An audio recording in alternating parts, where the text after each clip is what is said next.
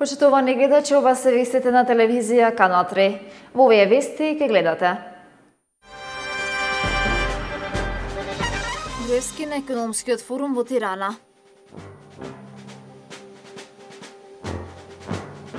Средби на премиерот Груевски со премиерите на соседните земји.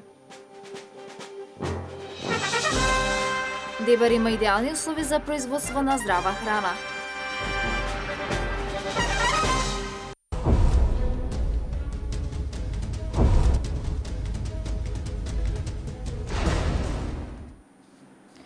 Почитувани гледачи, вестите ги започнуваме со актуелните настани од нашава земја. Председателот на владата на Република Македонија Никола Груевски денес заедно со министерот за надворешни работи Никола Поповски присуствуваше на Виенскиот економски форум што се одржува во Тирана, Република Албанија. На Виенскиот економски форум присуствува и премиерите на Република Албанија Еди Рама, на Република Србија Александар Вучиќ, на Република Косово Иса Мустафа, на Република Црна Гора Мило Ѓукановиќ, како и председател на Советот на министри на Босна и Херцеговина Денис Звиздиќ. Балканските лидери истакна дека преку економскиот раст, подобрата инфраструктура и креирањето на работни места би се намалиле разликите помеѓу земјите од Балканот и земјите од Европската унија. Своје обраќање на форумот имаше премиерот Никола Груевски. Тој во своето обраќање истакна дека европските интеграции се забрзувач на реформите и се движечка сила со која се мобилизираат ресурси и енергија за да се унапредат реформите и државите да одат напред. Нашата држава е мултиетничка и би истакнала дека европските и евроатлантските интеграции се главен кохезивен фактор меѓу различните етнички заедници. Од ова гледна точка, Македонија е посветена и со фокус на реформите и на се што е потребно за да биде што е можно побрзо подготвена да се придвижи во процесот на интегрирање во Европската унија, истакна премиерот Груевски. Тој посочи дека ако не се случеше попречувањето од јужниот сосед, Македонија ќе беше членка на НАТО и ќе се финализираа преговорите за членство во Европската унија. За нас исто така е многу важно што е можно побрзо да се отпочнат преговорите за членство во Европската унија. Примерот со Словенија и Хрватска може да биде добар пример и за нас. Отпочнување на паралелни преговори со нашиот јужен сосед за решавање на билатералните прашања и во исто време паралелни преговори за полноправно членство ќе биде многу корисно за нас и регионот и ќе биде стимул за решавање на многу прашања, вклучително и прашањето со нашиот јужен сосед, истакна премиерот Груевски. Премиерот Никола Груевски на маргините на Виенскиот економски форум освари билатерални средби и разговори со премиерите на Албанија, Црна Гора, Косово и Србија. На средбите кои Груевски ги освари со Еди Рама, Мило Ѓукановиќ, Иса Мустафа и Александар Вучиќ, биле разменети ставови за билатералната соработка и заедничките приоритети за целосна интеграција на регионот во Европската унија.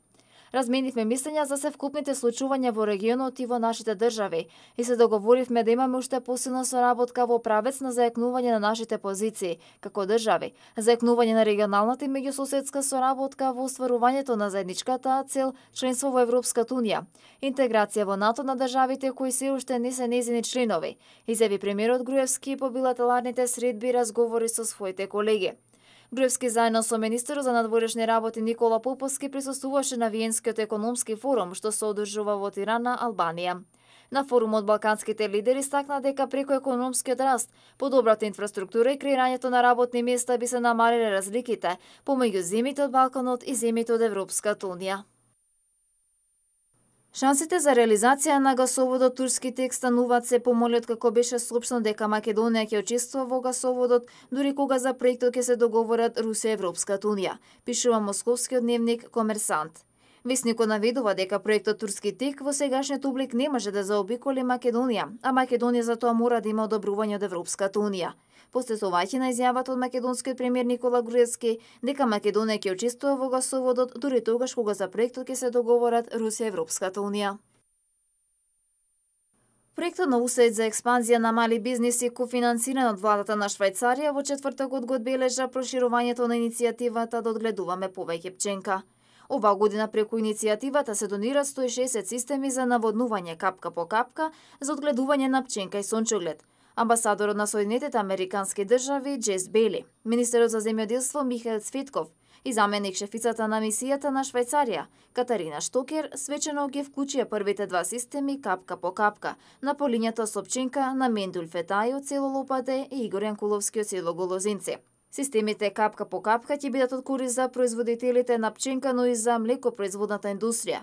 Ги повикуваме земјоделците и млекопреработувачите да ни се придружат во трансформирање на производството на пченка и млеко во Македонија, преку инвестирање во нова технологија и преку едукација за недобрите земјоделски практики, изјави амбасадорот Бели.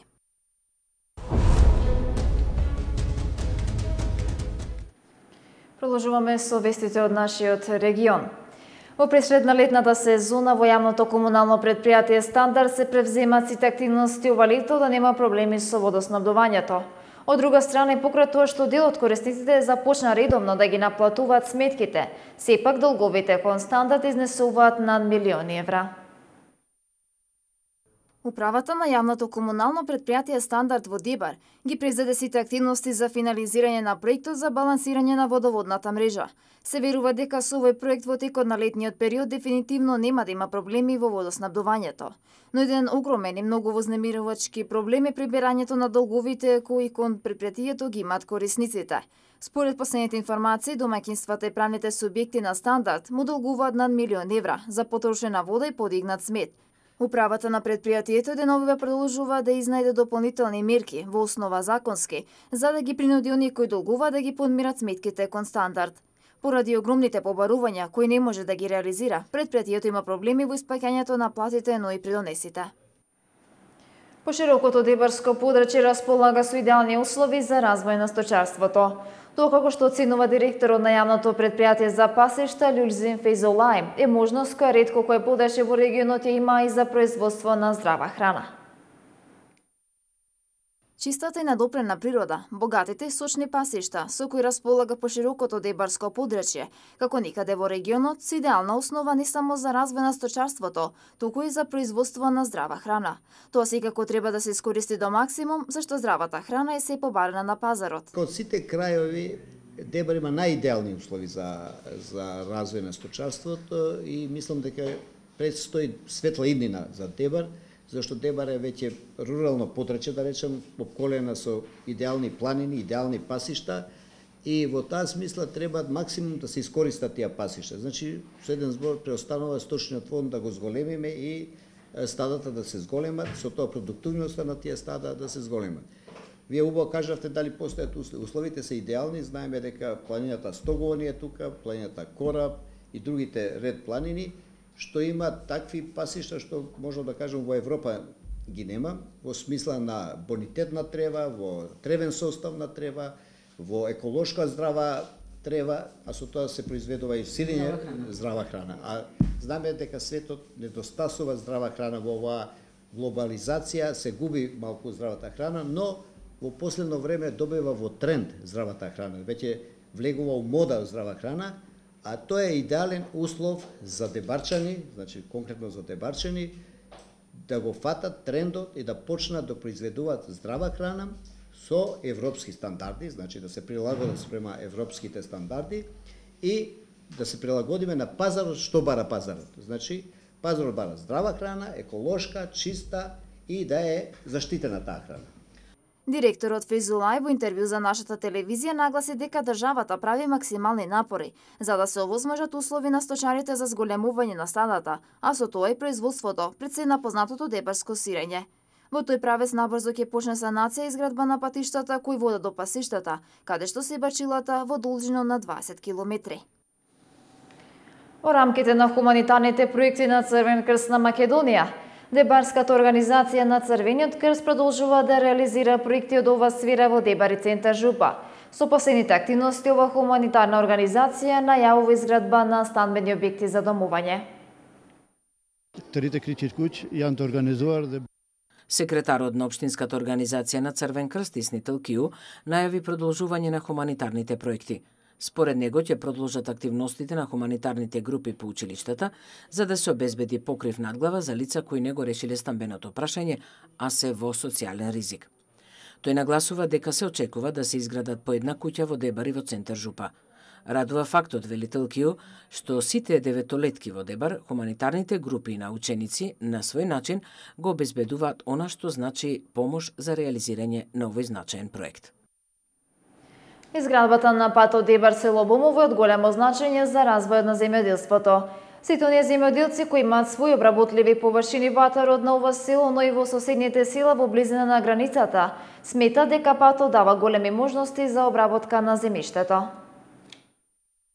По изградбата на патните правци кон пограничните села Конјари и село Куќи, деновиве во завршна фаза е асфалтирањето на патот за село Бомово.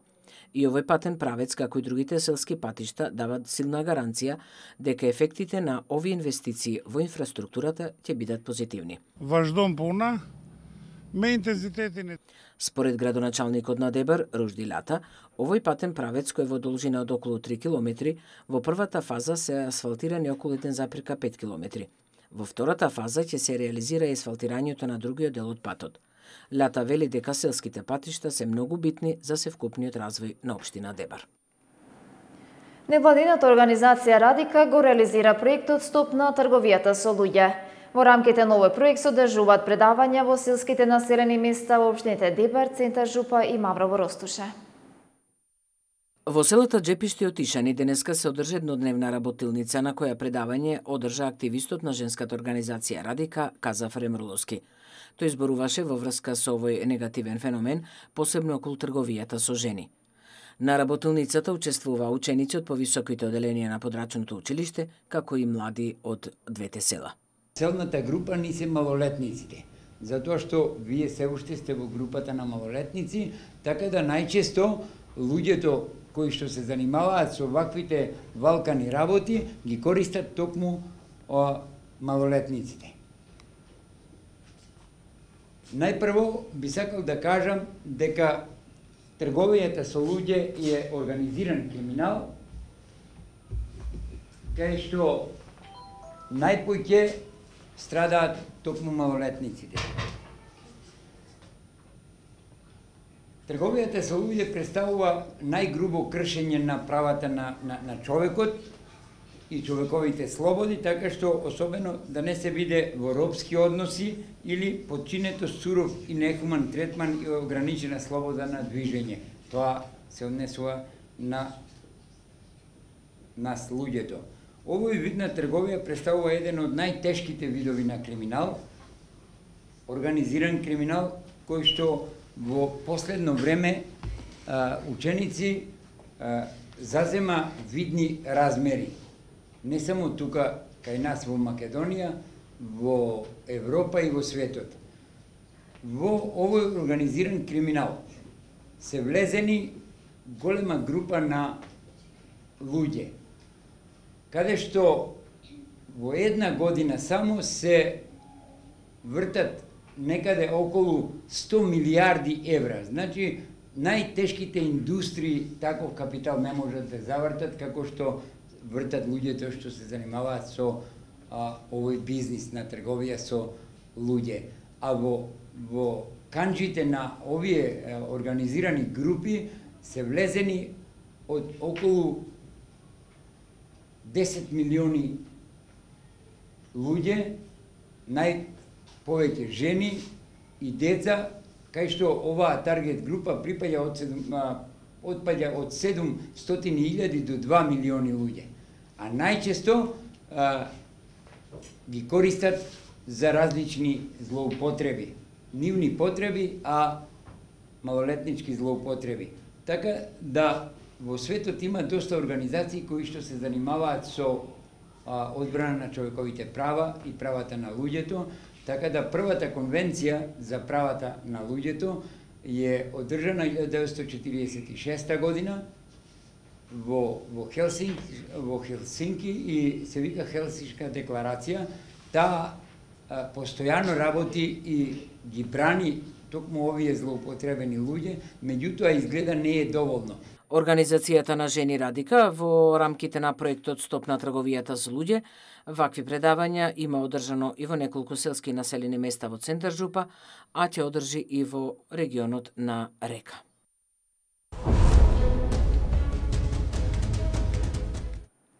Во продолжение ги емитуваме вестите од регионот и светот. Дали Велика Британија треба да остане во Европската Унија? Е прашањето на кој британците ќе одговорат на референдум кој ќе се одржи до крајот на 2017 година, соопшти британската влада. Кралицата Елизабета II во средата излагајќи го планот на новата влада на Девид Камерон во парламентот, најави дека Велика Британија до крајот на 2017 година ќе одржи референдум за членство во Европската унија. Донесување на нацрт закон за референдум за Европската унија е конкретен чекор кон окончување на расправата за членството на Велика Британија во Европската унија, наведуваат извори блиски до премиерот Девид Камерон. Генералниот секретар на НАТО Јенс Столтенберг вети во средата поддршка за територијалниот интегритет на Европа, сметајќи дека алијансата се соочува со руските закани на истокот од континентот, дека Москва порача дека НАТО има потреба од руската закана за да не ги намали платите. Цврсто ќе го поддржуваме суверенитетот и територијалната целост на сите европски земји, рече челникот на НАТО Јенс Столтенберг во своето излагање во Центарот за стратешки и меѓународни студии во Вашингтон. Францускиот председател Франсуа Оланд во средата присуствуваше на свеченоста на која 4 личности кои одбележале борбата против нацистичката германска окупација влегоа во Пантеон, париските гробишта на великаните, некогаш црква во која почиваат личностите кои одбележале историјата на Франција и притоа предупреди на омразата насочена кон евреите. Борците на францускиот отпор, Жермен Тилион, Женевиев, Дегол Антонуас, Жан Зеј и Пиер Бросоле, представуваат 4 историски фигури на Републиката и на незините вредности, изјави францускиот председател Франсуа Оланд во парискиот мавзолеј Пантеон. Почитувани гледачи, во продолжение имате можност да погледнете како време не очекува наредните неколку денови.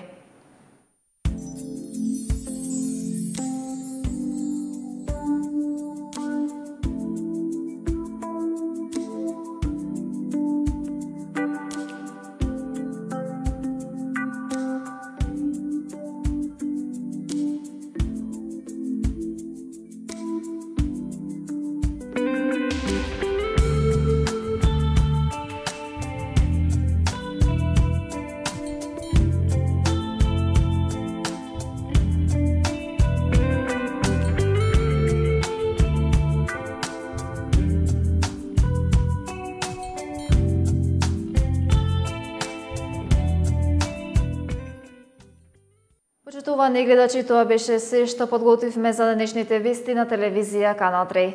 И благодариме на вашето внимание.